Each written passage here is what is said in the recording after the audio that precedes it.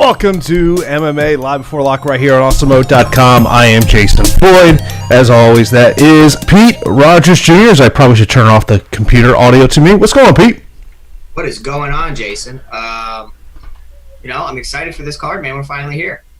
Yeah, it's we'll back down my microphone a little bit. That's a little hot coming to you, so there you go. Yeah, we'll back that down a little bit. It was a little loud. It was a little loud there. I'm just excited, Pete. That's what it is. I'm excited for tonight.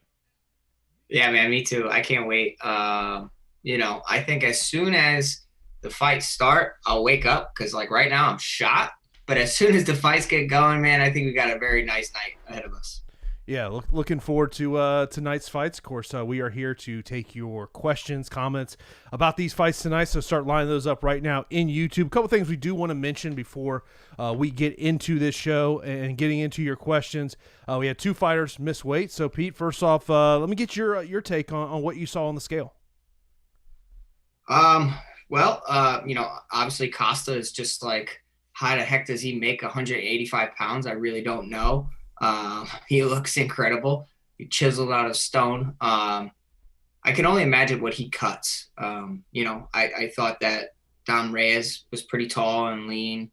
I didn't really see too much that was negative. I mean, Tukugov missing weight by 4 pounds for a strong grappler that should, favor him in the matchup a little bit, but you have to wonder why you're 4 pounds off. Did you not try? Did you have a bad weight cut? What happened there? Jake Matthews looked incredible compared to Diego Sanchez, who looks like a 155er who just is a little lazy with a weight cut. But granted, you're talking about skills in that matchup, and Diego can definitely hang. Outside of that, man, pretty normal stuff. Yeah, I mean, I think anytime you see a fighter miss weight by 4 pounds, that kind of sticks out to you. I mean, when Tukov got on the scale, he knew he wasn't going to make weight. He just knew it. Yeah. He didn't even say, hey, I'm not even going to try to get naked here. I'm just going to say I missed weight. And he's a guy that has not always had great cardio. So that's something that to me is something to kind of pay attention to as we go on through this fight. If you're looking to target that fight, I think if you're a Tukugov backer, your whole thought is that he's going to win quickly in this fight. I would say within the first 7.5 minutes. I think the longer the fight goes on, the more you like Akeem Dawodu. I will tell you, when I was building some lineups, I found myself putting Akeem Dawodu in a lot, and then after the fact, we were on the phone. I'm like, I got to get less Dawodu. I've got too much exposure here. So that is one thing to pay attention to. Another thing we want to talk about here is for single entry players. We know we got a lot of single entry players that hop into the chat here, watch us live. So when you're building your single entry lineup, who is the high price fighter and low price fighter you're building your lineups around? We'll break this down into FanDuel and DraftKings. Let's start off on DraftKings. I think the fighter that a lot of people are going to go towards, Pete, is Brandon Royval. Yeah, as a punt play, I think he'll be the most popular punt play. One quick thing I do want to mention about the weight cut, that Klein did look like he had a rough weight cut as well. Took the fight on relatively short notice against Shane Young. And Shane Young, I said that I was going to pay close attention to this fight, and I'm actually leaning towards Shane Young. So I think that Royval will be a very popular play, and I think he's a chalk build. I think most people are going to plug in Adesanya, Dom Reyes. I think either one of those guys as one of your first pieces makes a lot of sense.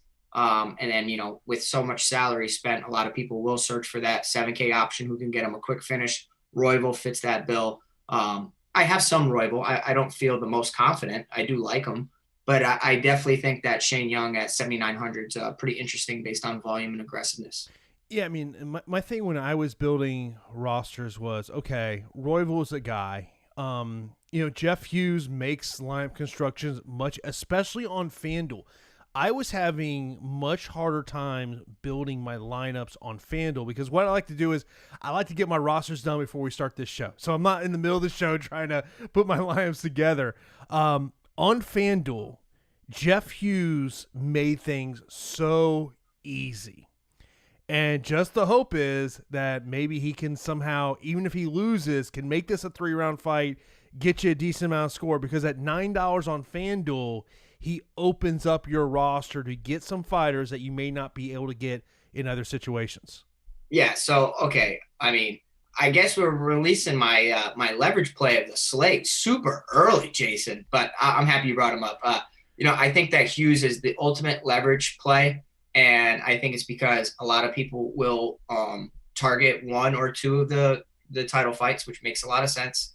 You look at Espino's box score and how he accumulates a ton of takedowns. If you look at his record and you kind of dive in, you're like, okay, this guy, you watch some footage, he has, very dominant grappling. He goes in there, he puts you on your back, pitter patter strikes, works towards a submission, and rinse and repeat, for the full duration of the fight. But the thing is, on the Ultimate Fighter, they're only fighting 2 rounds. And, he either gets it done early or he just does enough for those 2 rounds. And, he doesn't have to worry about a third round. Now, in a matchup with Hughes, I do think that Hughes is the B side, but I do think that Hughes is tougher than a lot of people are giving him credit for. The guy has good hands, decent takedown defense, definitely not the best, but does have decent wrestling as well. So he can definitely turn, Espino against the cage, put him against the cage, make things interesting. And the reason why I think this is a leverage play is because Espino's 39, has been out of the octagon for quite some time now. What has he been doing? What happens if he just thinks it's going to be a cakewalk, goes in there with that round 1.5 type of gas tank and, ends up exhausting himself? Because let me tell you, when you are trying to take people down and it's not happening, you're really going to fatigue yourself. So Hughes is in a few of my lineups as a nice leverage play, and it allows you to get to all the expensive guys you want. There are 3 fighters tonight that I believe are what I would call slate breakers. Jeff Hughes is one of them. Diego Sanchez is another one. And then the third one, I would go to the co-main event and Jan Blachowicz. Yeah, I think Jan Blachowicz could definitely break the slate. Costa, we talked about it. I do like Costa. I think that Costa makes sense. He's definitely makes sense as a GPP pump play. I do favor Adesanya, but, in multiple lineups, you definitely should target Costa. Jan Blachowicz is a guy that I really don't have much exposure to, and I don't know if it's wrong of me to have no exposure, because I just think that Dom Reyes goes right through him. Now, maybe the public thinks the same thing that I do, and Blachowicz comes in super low owned, so he could be in another, leverage scenario right here where he could break the slate. But I don't know, man. Give me Reyes in that spot. Of course, if you want to check out the betting odds for this fight, you got to go over to Odd Shopper right there, top of the page at Awesemo.com. Check out some of the odds. I was looking at, the one odds I always like to look at before a fight is fight go the distance. Every fight was less than, that would go distance was less than minus 200, with the exception of one, and that one was Kaylen Vieira, Shajar Eubanks at minus 290. So, right now you look at the betting odds, a lot of people thinking that we've got a good chance to see a lot of stoppages tonight. Every time I think there's going to be a lot of stoppages, that just doesn't happen. So I'm afraid to say that. So we'll see what happens there in terms of that. But Pete, of course, we are here to answer questions, and you can pop those over in YouTube, also on our premium Slack account. Let's first start off with Cameron. He goes, I feel better about Sabara since he missed weight so much. He feels like he wanted the grappling advantage. One thing I'll say about that is we've seen Hakeem get taken down, but he gets up pretty quickly.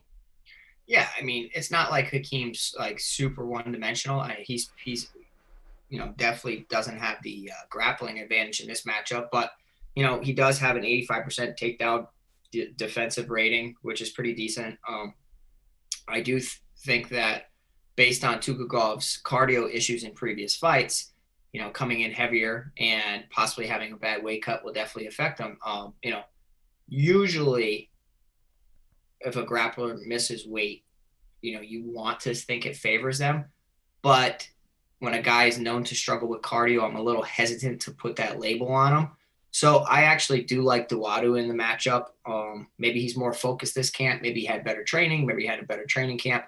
I really don't know if you need that fight, though. I'm not really like hammering that fight into my lineups. As I think about the fights that we have to have in our lineup tonight. This is the interesting thing, and you mentioned about this on the strategy show this week. Of we've seen the past couple of weeks, you didn't necessarily have to have the main event to be optimal. So I think and I said this on the strategy show. I believe if you are a multiple lineup player, have at least one lineup where you do not take anyone in the main event or co-main event. I believe that's going to help you be contrarian, separate yourself from the field. In terms of fights, I think you have to roster Knight and Alexi. I think that is the fight that you have to. I think that would be my must roster fight. I think you got to have the right side of that one, and probably the opening fight of the night as well. God, what a disgusting matchup that is, huh? I mean, my God, and I that's not a compliment by any means. Ibrahimov going up against Marquez. I mean, Ibrahimov's 0-3 in the UFC and hasn't really lived up to the hype and potential of when he was initially signed by the UFC. Guy came in with a ton of finishes and looked like another fighter that was going to really make his mark in the 205-pound weight class. Marquez is relatively unknown, trains out of King's MMA, seems to have okay striking, has been knocked out in the past, just like Ibrahimov. Truthfully, I do slightly favor Ibrahimov in the matchup because he does have 3 UFC fights against actual talented opposition, whereas Marquez is fighting guys who are 0-21. And, I don't know. It's a fight that is definitely one you should have exposure to, but definitely don't feel comfortable about it. I think that based on Ibrahimov's struggles, you could easily make a case for Marquez at 7,500. Yeah, I mean, there is so many, as we talked about the under 8K fighters to look at. You mentioned about Shane Young. We had a question, Hoodie saying Klein or Duwadu FanDuel GPP. So Duwadu $16, Klein $16. They're exactly the same. I would I'd go Duwadu in the matchup. Yeah, I mean, I really do like Young in that spot, particularly with the price. It is something to also that kind of intrigued me with that one as well. So, by the way, if you do want to get access to our ownership projections, our fire projections, that top fighters tool, you got to sign up right now for an Awesemo Plus MMA weekly pass for $8.95. You see it right there in the corner of the screen. Go over to Awesemo.com right there at the top left-hand side. Hit the Awesemo Plus. Sign up for it now. Hey, use your advantage. We got a UFC card next Saturday. You get it for 7 days. Take advantage of that deal right now.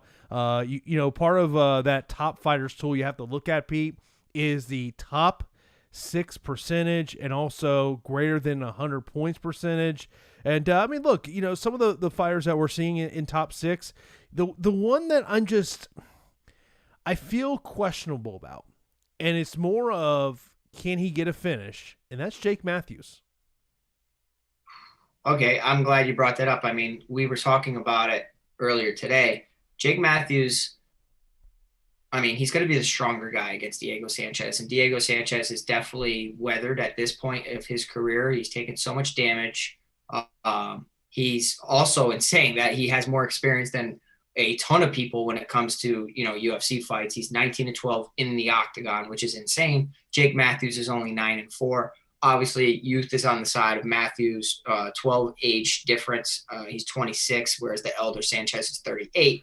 He's the younger, stronger guy that looks like he's on his way up, and, Diego Sanchez is on the decline. Now, Diego's always a very motivated individual, does some weird stuff, weird training. Definitely don't agree with it, but I mean, he always shows up and he's always in a dogfight. In his professional career, he's 30-12 and he has never been submitted, which is pretty insane. He gets beaten via the judges, he loses decisions, but he also gets TKO'd a lot. Now, Jake Matthews is not some TKO machine.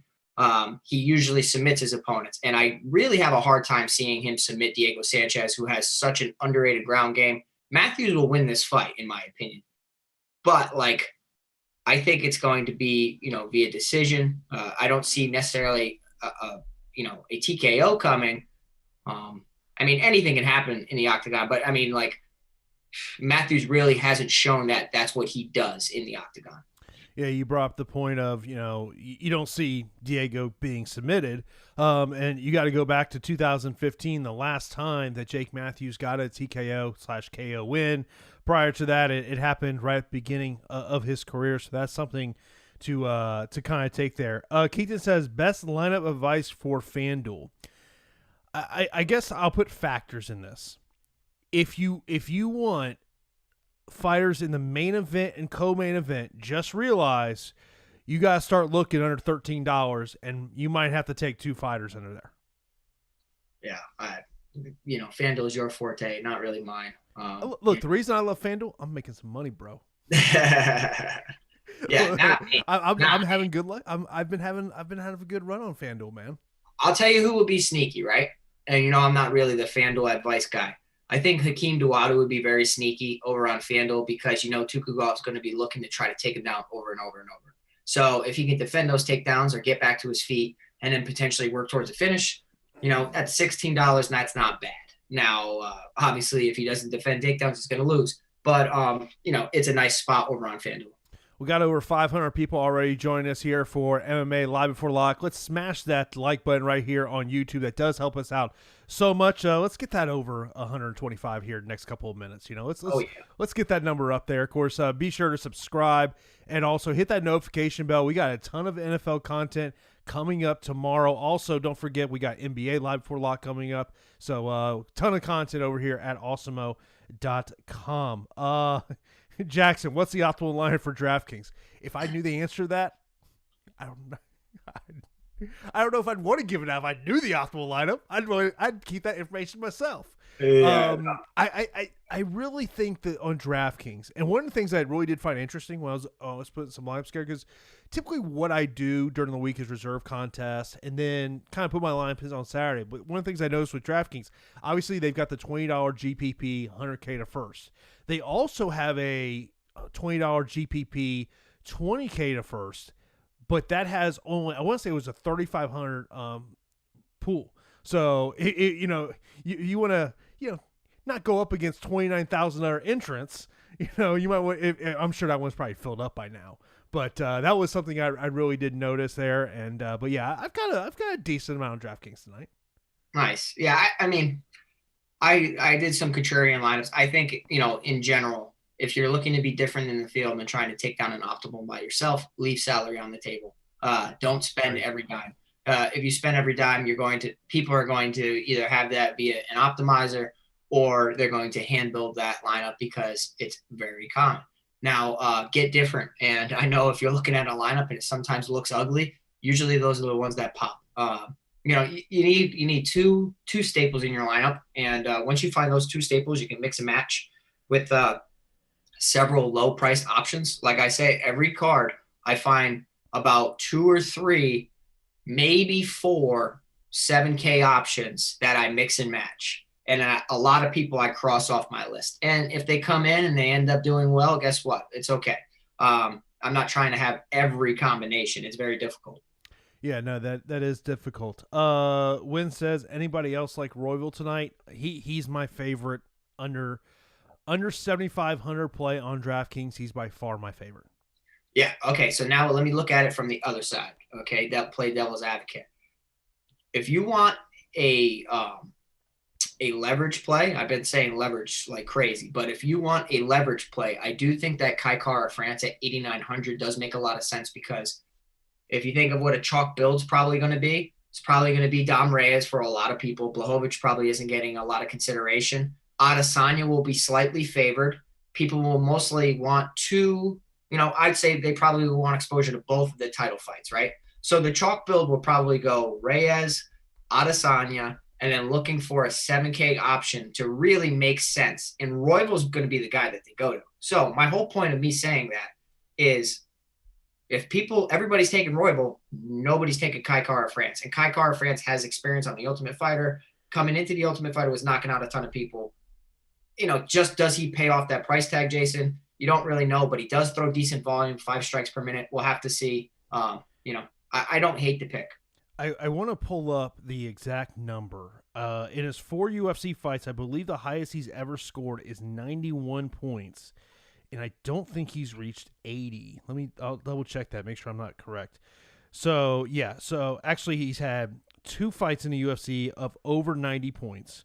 His UFC debut, which was a 3rd-round decision, he scored 103 points. Then against De La Rosa, 90.5. His other scores have been 69 against Paiva, 41, which is a loss against Moreno, and 69 points against Nam. At 8,900, if he's delivering, if he's not delivering you 90-plus points, I'd rather spend $100 more to get Tom Reyes. Yeah, I know. Can you imagine if you can get him, say you go Reyes, Adesanya, and Kai Kara France? Because I think that's a contrarian build. Now, you have to think of fighters' opponents, too. Like, Royval is going to really press the action and bring possibly the best out of Kai Kara France. Now, granted, Royval can go in there and smoke him and catch him in a submission or strike him and, just cause problems. But sometimes, fighters have to rise to the occasion, and that's when they really exceed their expectations. And you could see that in Kai Kara France here. So I'll have a little exposure. Hey, Joe, I appreciate you in the super chat. He says, my famous question, lock of the night. And is it crazy that on a DK single entry in GPP, I'm legit targeting the first 4 fights and then guys in the co-main event? I don't have a problem with that. I don't think fight order means anything. So if you like the first 4, that's fine. If you hate the last 4 or whatever, that's okay. It's just find the fights that you like, and I try to have more exposure to the title fights than not. Yeah, I mean, you just gotta find the fights that are going to come in the best. Next up, I know someone had mentioned about if we thought Eubanks could get an early knockout. I mean, that would be interesting. I mean, the line does not suggest that. The line suggests that it's going to go the distance. And Sijara Eubanks did look really, really good in her performance, against Julia Avila, when she upset her and, mixed in good strikes with good takedowns and ground and pound and, advances on the ground. And her advances on the ground are what really elevated her score. This matchup against Caitlin Vieira. Vieira is tough. I'd say this is a relatively even matchup, and it's really not one I'm targeting. Like I'm not trying to jam this fight in. It's not a priority of mine. There are plenty of other fights that I like, but Sijara has kind of shined in this underdog type of role lately. So if you want to ride the hot hand, so to speak, I don't hate it. Here's where I mentioned this on Wednesday. Vieira may be a better FanDuel play than DraftKings. The whole reason being is if Sijara is constantly looking for takedowns, she stops those takedown defense. I don't know if Sijara will be looking for a ton of takedowns just because she is fighting someone that's better off her back. So I think that's something to think about. Seth says, Pete, lock of the night for a fighter on FanDuel, $12 and under. Oh my God. What the heck? $12 and under. Okay, so if you're making me pick somebody who's $12 and under, I guess the easy pick is Royval. Oh, totally. Outside of that, De Silva is interesting because Brad Riddell, I think, is what people are automatically assuming is going to win the fight, and he should. But I don't know. Bro, that reaction from Dana as he's at the stare down yesterday was also, by the way, the clip of today is Joshua Fabia, Diego Sanchez's coach, manager, however titles he has, going up to Matt Serra, and Matt Serra's basically like, dude, I don't even know what your name is. It was very clear, like Josh Fabia's like, please show me attention. That's the way I took it. I still didn't get a chance to see it. I'll definitely check it out. Yeah, go to my timeline. It's there on my timeline. Alex says 2 live dogs on DraftKings, Knight and Royval.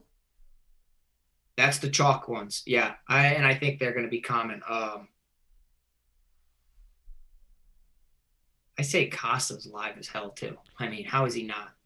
Oh yeah. Well, I mean, Brian Campbell of CBS, I thought he had a great line. It's the bull versus the matador. Yeah. Yeah, exactly. And sometimes you get cornered by the bull. Now, I will say that we have seen Izzy get hit a lot, but that was against Kelvin Gastelum, who is a southpaw, so slight difference. We've also seen Paulo Costa get slightly lit up by the jab and straight punches of Uriah Hall. Granted, that's some time ago, but you have to think about the 8-inch reach advantage in the big cage now for Adesanya. How much does that play into his favor? I'm slightly leaning Adesanya. I really am. I mean, I don't hate the Costa call, but like there are some clips of Costa on The Ultimate Fighter too, when he was kind of just looking shot, he looked exhausted. He went face down on like a sloppy takedown / charging in. I think Adesanya does it. You ready for my crazy prop bet of the night? All right, let's hear it. Israel Adesanya wins by submission, plus 2,300. God damn.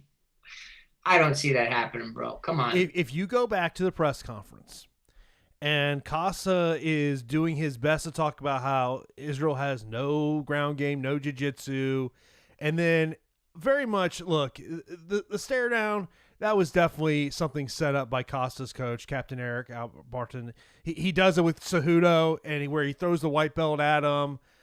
Why do I just see Israel wears down Paulo Costa, drops him, and then rear naked chokes him? Plus 2,300, Pete. If that comes in, I'm pulling this clip after the show, and it'll be on my timeline. You better play it then, because, even if you just throw like $5 on it, that thing is sweet. Yeah. There's typically always one crazy prop bet that will cash. I think another prop bet on Israel Adesanya, let me just look what it is. Israel Adesanya to win in round 4. Let me see what it is here. Plus 1075. I love prop bets, by the way. What is it? 1075. Oh my God. I mean, like, it goes to show you that if you actually take the time to research prop bets and look at different ways the fight can go, it's fun, man. Live betting fights too. I'm telling you right now. That's the way to bet fights, honestly. I wish I lived in like Vegas or something, because I feel like it's so easy for me as a fighter to tell the momentum and, the morale of a corner. You could just tell the way a fight's going. And also, like, I can see things that a lot of people can't. So I feel like live betting is huge. So if you are in one of those states where you can do it, start learning how to do it, and you'll have a lot of success. You know what could be a good live bet tonight? What's up? Diego Sanchez wins round 3. Matthews gasses himself out. Diego takes advantage in the 3rd round. It'd be interesting. Look, I am not picking Diego at all. Do not make this sound like I'm picking Diego. There was a reason his ownership is as low as it is. Easier path to victory: Matthews or Espino?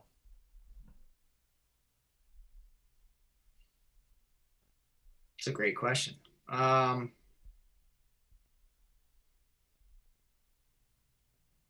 would say Matthews, if he threw his hands and was aggressive with ground and pound, because we have seen Diego Sanchez, hit the off switch quite a bit. I would say that. I think Espino is in for a tough fight against Hughes. I really do. Yeah, it's I like Espino, and I think that the takedown city, I'm always about favoring guys that can take people to takedown city and rack up points. Like, I think that he's a nice pick, but him being older, him being away from the cage, and also not really facing too much adversity, whereas a guy, Hughes, who's 0-2-1, it kind of looks like it's a cupcake matchup, and those kind of blow up in your face. Question about DraftKings captain. So I pulled up the lines on this one. Who's the best DraftKings captain? Interesting one here. Do you go Dom Reyes, 13,500? Do you go down a little bit to Alexa Kammer, 11,700? Do you take Israel, 11,100? I would say Dom Reyes. I like Dom Reyes quite a bit. This guy's going bananas in our chat with Paulo Borrachina Costa. Look at this guy. Look, he's got a chance. To me, this is one of the interesting, the fight inside the fight. Does the Paulo Costa team look at the Yoel fight. Do they try to convince their fighter, who's an extremely aggressive fighter, of let's take the Yoel Romero game plan. Let's try to make Adesanya to where he can't counter-strike us. That, to me, I don't see how it happens. I mean, look, I believe if Paulo Costa wins this fight, it's within the first 15 minutes. If this hits rounds 4 and round 5, I do not see a win coming from Paulo Costa. I believe Israel Adesanya will wear him down, and if this does hit the championship rounds, that's when I think it is prime Israel Adesanya time. Yeah, I would agree. I mean, the longer the fight goes, the more labored Costa's punches are going to be, the more hittable he's going to be. He's going to look amazing and very dangerous early. It's whether or not Adesanya can handle that. I think that he can, and I'm so thankful that this is in the big cage, because I feel like Costa in a small cage is such a nightmare matchup. Regardless, I cannot wait, and it's going to be a crazy night. If Juan Espino cannot get the fight to the ground, how does he win? He's screwed if he can't get the fight to the ground, because Hughes throws big punches. Doesn't have the best finishing rate. Espino's going to be looking to get a submission. Granted, it is heavyweight. It takes one shot. Guys that aren't supposed to win fights all the time because of, slinging leather and crazy grappling exchanges. I mean, this fight could be an ugly one if they're both gassed. You know what I'm saying? Where they're just leaning on each other against the cage and it doesn't really materialize into anything. But I think Hughes at 7,100 is interesting. I really do. Javon asks, he goes, if we are playing one lineup, is it smart to fade one main event? I'm guessing he's saying one of the title fights, I'm guessing? Yeah, I think fading both is really bold, because, more likely than not, they're probably going to be optimal, at least one. And it's not like Adesanya's overpriced. I mean, it's not like he's coming in like at 9,300 or something. Very tough matchup. I think 8,500 makes a ton of sense. He doesn't have to do too much to pay off that salary. A lot of people are talking about Danilo Marquez. Here is why I have buyer beware on him. I'm gonna mention to you his last 6 fights. The record of his opponent at the time of the fight. Please. 0-3, 6-6, which was a loss. 5-9, 13-6. That was a loss in LFA. 0-16, 5-4-1. And the guy that's 0-16 is now 0-21. Okay, now let me tell you what happens as fighters sometimes. Sometimes you're trying to get fights, and getting fights are hard to come by. Nobody wants to accept fights with you, right? So you take fights that you can get. Fighting a guy who's 0-16, 0-21, that's just looking for an easy win, trying to really inflate your record. That happens all the time. You do have to question a guy when he hasn't really been tested by a guy that has 3 UFC fights. Granted, Ibrahimov has looked terrible, but maybe this is his breakout party. Like, oh my God, this is what he was supposed to do. Granted, I can't really tell you anything more than Marquez trains out of King's MMA. King's MMA usually has very, very good striking. Seems like he has some decent jiu-jitsu as well. If you look at his finishing rate, 9-2 with 89% finish rate, has submission ability. Ibrahimov usually can, handle submissions as well and put people in bad spots and, really excels with ground and pound. So granted, anything can happen, but give me the guy, I guess, that has 3 UFC fights. But man, I don't feel comfortable with it. Unfortunately, I've got him in some lineups, and it's the first fight of the night. What am I doing, Pete? What am I doing? Hey, breaking your own rule. What am I doing over here, man? Breaking your own rule. How many people we got in here? We have 550. Thank you guys so much for joining us. Let's, if you don't mind, just smash that like button. Let's try to get to 200. We'll answer any questions you got. Keep firing away. We got like 20 minutes or so, so keep them coming. Favorite $17 play on Yahoo. So the $17 plays will be Jan Blachowicz, Zubaira Tukhugov, Shane Young, Alexa Kammer, and Abragahimov. Give me Alexei Kamer. It is. I think Kamer is interesting because we know William Knight so well, and we know how bad William Knight is put in bad positions. I think that Klein is interesting because if you do remember what I was saying, before he had the terrible weight cut, I said this guy looks good. Like he has good striking, good high kicks. But Shane Young comes from a very strong camp, had a full camp. So maybe Klein's just a leverage play. So in that scenario, I would say Young at 17 is awesome. Yeah. There was a question that I had in my head. Do you personally think the co-main event, main event will be optimal? I don't know if I would say both. I would probably have a fear that Reyes does not go optimal if he wins. I could see a quick finish potentially from him. If not, Jan Blachowicz win, he'll be optimal. Yeah, I think there's no way. There's no way that if he wins, he's not. By the way, loving the question by Rick. Jason, tell me who is most likely to throw them bungalows.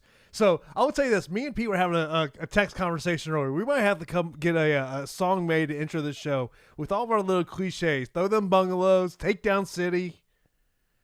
Yeah, man. I mean, we need T-shirts. We need like interest. We'll get it. We'll get it. And we're back. I don't know if you guys saw about the video, but we're here. We can't be canceled. We're here. We're here to provide whatever you guys want. Mistakes happen. Happen. Yeah, exactly. I'm just playing. Throw them bungalows. It's the Knight Camera fight. That to me is a throw them bungalows type of fight. I would agree. Probably Dom Reyes as well. Yeah, I would agree with that as well. Man, 205 likes in here. Appreciate that, fellas. Appreciate y'all hitting that like button. That does help us out a ton. FanDuel captain. I went with 4 different captains. Adesanya, Reyes, Kamer, and who was my 4th one? It is so challenging for me to really wrap my head around FanDuel based on the bonus points. Because you really I think first round finish, yeah.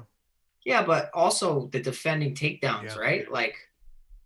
Who's okay, let's talk about that then. Guys that are trying to take people down. Dawadu is going to defend a ton of takedowns from Tukagov, 100%. Vieira potentially. Yeah. With Eubanks. Hughes is going to defend probably more takedowns than anybody against Espino. He's going to have to. How about this one? How about Diego Sanchez? Yeah, because Jake Matthews, right? Not the best striker, very powerful, heavy hands, but I don't know. He gets most of his wins via submission. 63% finish rate. Sanchez, 53% finish rate. Everybody's going to be fading Sanchez, and I don't blame them because they just think that his days are done. Yeah. Now, maybe Sanchez is motivated, bro. Maybe he's motivated. He wants that Conor fight, Do you see that Conor and him are going back and forth? Why? I'm cool with it. I just want to see my boy Conor fight. If that fight ever happens, his line on DK might be 10,000. Yeah, probably. And I would still roster him in 90% of I would make a very big visit to the bank and then go to the nearest casino, and I would be good. First round knockout. What is it? I wouldn't even do prop bets at that point. I would just put everything on McGregor. Let's see here. If you only had to pick 2 9K guys on DK, who would it be? If I had to pick 2 9K, I like Reyes a lot. Now, let's think about what Reyes is. Doesn't throw the most volume. If you think about his fights against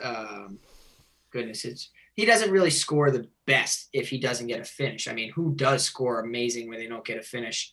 I think that it could be a closer fight than we think. It's Volkan Ozdemir, the split decision fight that really was sticking out to me. That name was slipping my mind.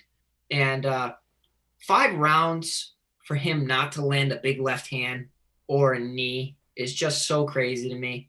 I think he just gets it done. I think he finishes him. Yeah. Next up, Andrew says, Jason and Pete, I am loving Brad Riddell in the MVP spot on FanDuel. I don't know if the stoppage comes. That's the question. You know what? That's a very good one, though. I'm glad they brought that up. And that's why we have such, an educated crowd of people who watch us. Our viewers are great because De Silva has a 95% finish rate, and he does go for 2.59 takedowns per 15 minutes and has a ton of submission victories. Nobody wants to stand with Brad Riddell. I'm telling you right now, the guy's an amazing kickboxer. So that is a very, very good call. Good job, whoever asked that.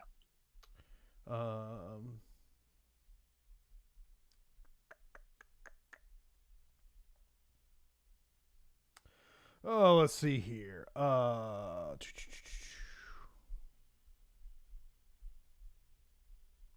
Looks like the bots are alive and well, by the way. Always, always, always. Marcos goes, question, do you guys limit your exposures on the fighters? Yes, I do. I'm looking at ownership projections. Then I start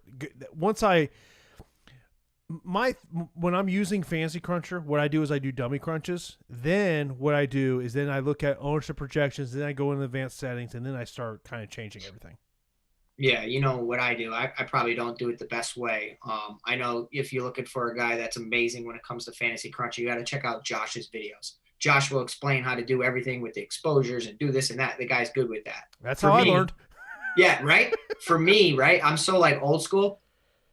If I don't like a fighter, I just uncheck them. I just, you know what I mean? I don't care. I just uncheck them. It's probably not the best idea, but check out his videos. Go to Awesemo. Get a Fantasy Cruncher subscription. It's totally worth it. It helps. I'm guilty of that, bro, as well. Yeah. Oh, yeah.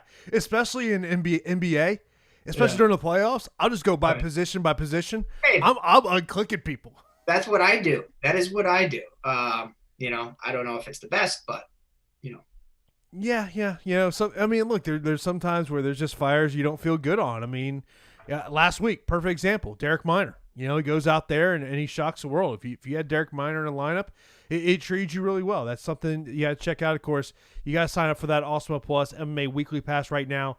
$8.95 gets you those access to all of our premium tools and contents we have over at Awesemo.com. Also got to let you know about the NFL Weekly Express Pass, which you get for only $3.95. You can purchase the NFL Weekly Express Pass, which now includes everything you need for NFL Showdown / single game contest formats. Just go to Awesemo.com, right there at the top left-hand screen of the page. Click the Awesemo Plus. Sign up for a NFL Express Pass right now for $3.95. If you're looking to play NFL DFS, got to take advantage of a great deal we have going on over there at Awesemo.com. Machiavelli says, if Adesanya gets a submission, I'll never watch MMA ever again. Oh boy, no, Machiavelli, he watches all the time, man. Stranger things have happened, but you definitely got to continue to watch MMA. I just had to check the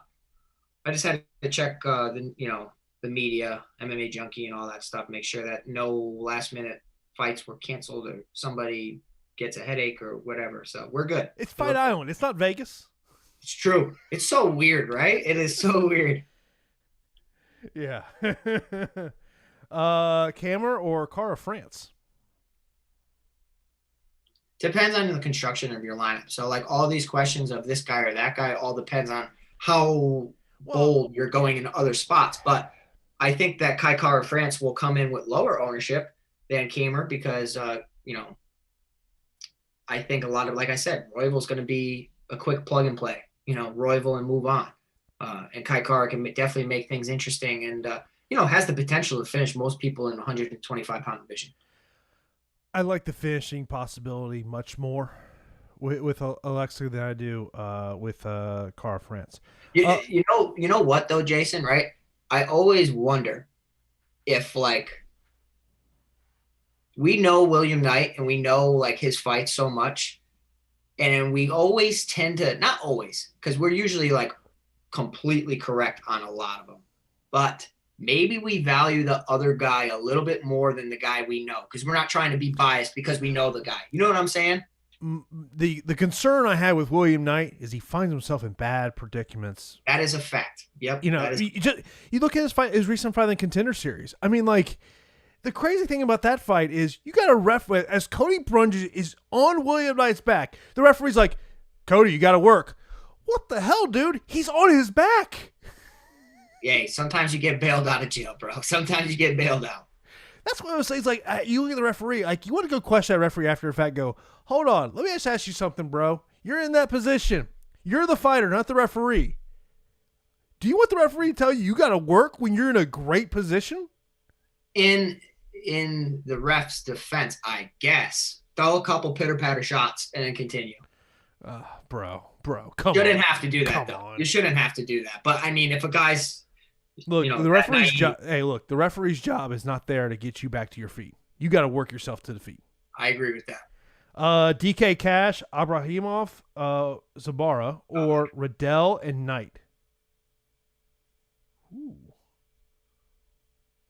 Second one. How the heck can you have Ibrahimov and Cash? That's a great. That's right. Yes. I mean, man, you are bold. Riddell or Young? Give me Shane Young. I think the ceiling's higher on him. I think it's similar. I do think that Brad Riddell is facing a better opponent than Shane Young is.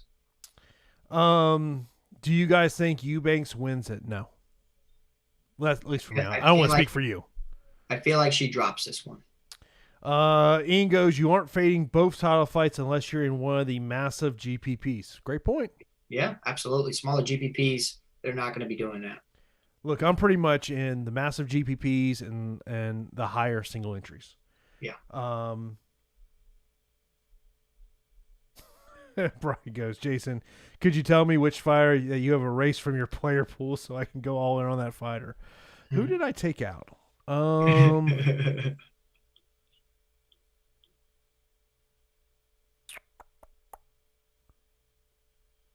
don't think I took out anybody on this one. I really don't. You probably took out Eubanks or Vieira. Actually, I took out one. I did take out one.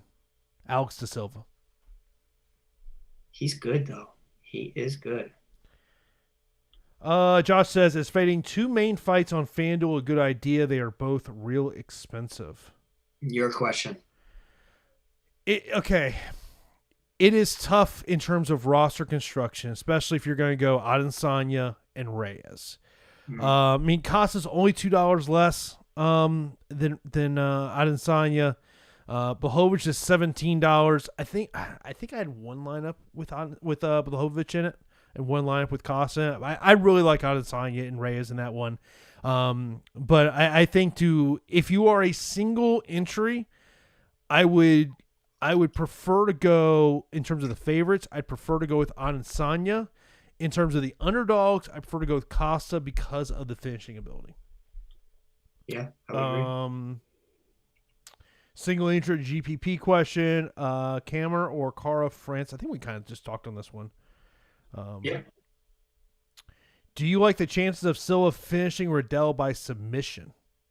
He's finished 95% of his 21 victories. So, if he takes Brad Riddell down, Brad Riddell in the UFC only has a 57% 57% takedown defense rating. It's definitely possible. And that is the path to getting a victory over Brad Riddell. Do not stand in front of him.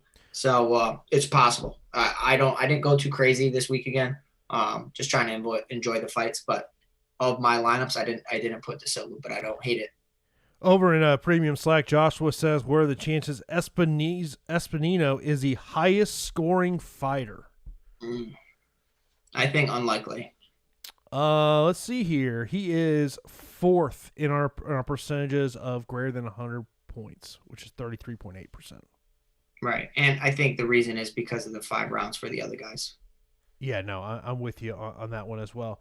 We're under 10 minutes here to go for lock, so let's try to I'm going to try to go through as many of these questions as we can, so we get everyone's questions in here.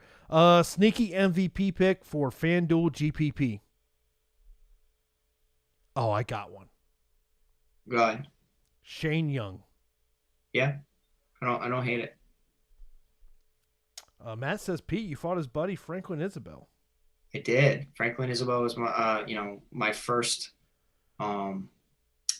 professional victory. It was a good fight. He was trying to armbar the hell out of me, and from guard. Yes, I almost got armbarred from guard. If you want to check out the fight, go to YouTube. You'll see it. I got out of it though, and then got the TKO finish. But we need a prop bet on Vieira Eubanks armbar from guard. Nah, it's not happening. I think they're both pretty high level grapplers, but typically that's the way the women's MMA has been going. DK sleepers. Jeff Hughes. Is that his name? Jeff? Yeah, Hughes. Yes. Yeah. I think Hughes is a sleeper. God.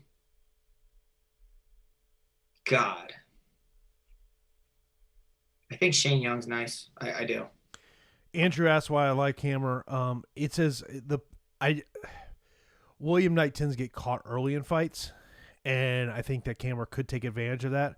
But William Knight, look, he's in play here too. I've got him in lineups as well. He is in play. I think someone's getting knocked down that fight.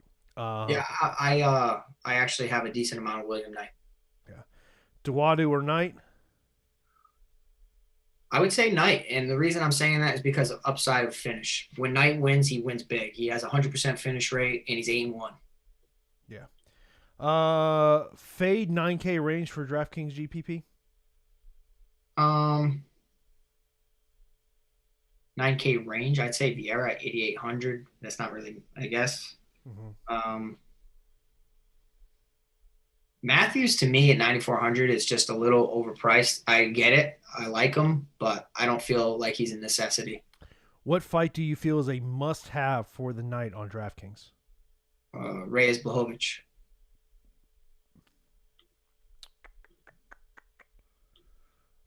Someone asked when the main event will start. It'll probably start around midnight Eastern time. Dude, I don't know if I'm going to make it, man. I have to slap myself tonight because it's going to be a long night. So make sure you guys are tweeting at us. At Jason_Floyd, at whoa. Did you just give permission to Bree to give you a little smack to keep you up at night? Yeah, it's fine. It's fine. Bree, you just got permission. Yeah, right. Tukagov or Duwadu? I think Duwadu. We spoke on it earlier. Marquise or Vieira on FanDuel? Give me Vieira. You really make me pick between those. Those probably Marquez and Vieira might be two of my least favorite fighters on the whole card. Yeah. I don't know. I don't know who to pick. I guess Vieira. I guess.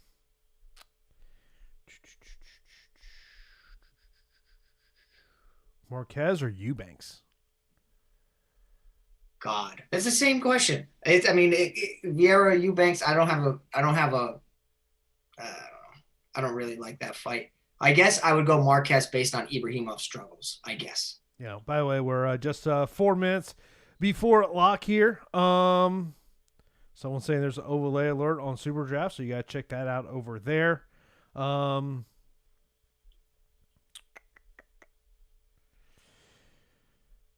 Best 16. I think we kind of questioned this. Best $16 play on FanDuel. I want to say you said Duwadu.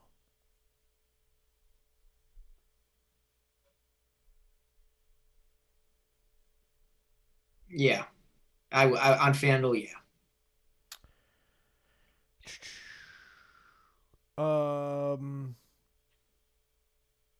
Knight versus Cammer over 1.5 rounds minus 135. Oof. You know what? I think. Okay, what fights do you think are going to end inside the distance? I think Reyes Blachowicz doesn't go 5. I think Riddell da Silva doesn't go 3. I think Cameron Knight is another finish. and Ibrahimov Marquez is another finish. So that's what, 4? I'm gonna set the finishes at 5.5. I'm going under. I think you're way too optimistic with that. Man. What do I know, though? I mean, quarantine era, it's been insane. It has been, yeah. It has been insane. We got 3 minutes. Thank you guys for tuning in. If we helped you guys out, hit that like button for us. It really helps us out and shows that you appreciated the show. Good luck tonight. Tag us all in your screenshots, your posts, whatever. We'll interact with you guys.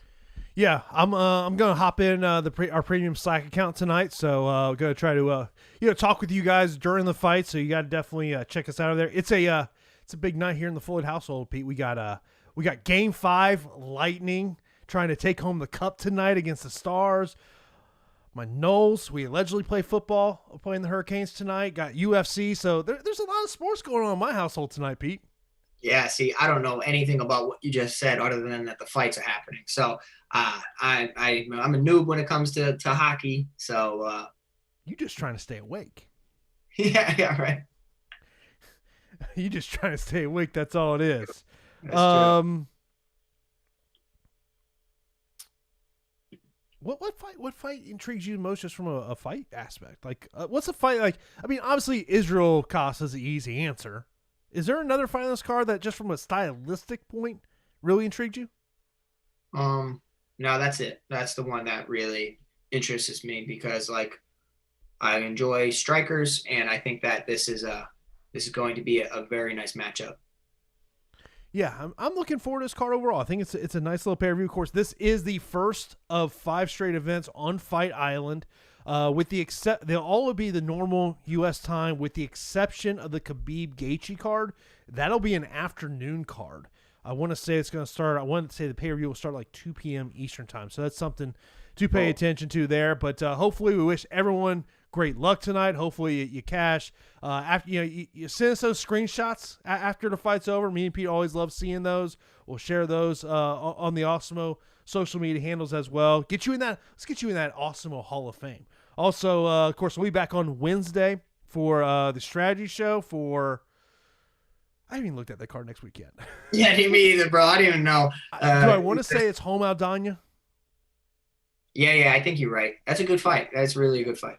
But we'll be back next week for the strategy show, also live before lock. And, of course, keep it locked here. Awesemo.com has got you covered for all types of sports coverage. So that is going to do it for this edition of MMA Live Before Lock.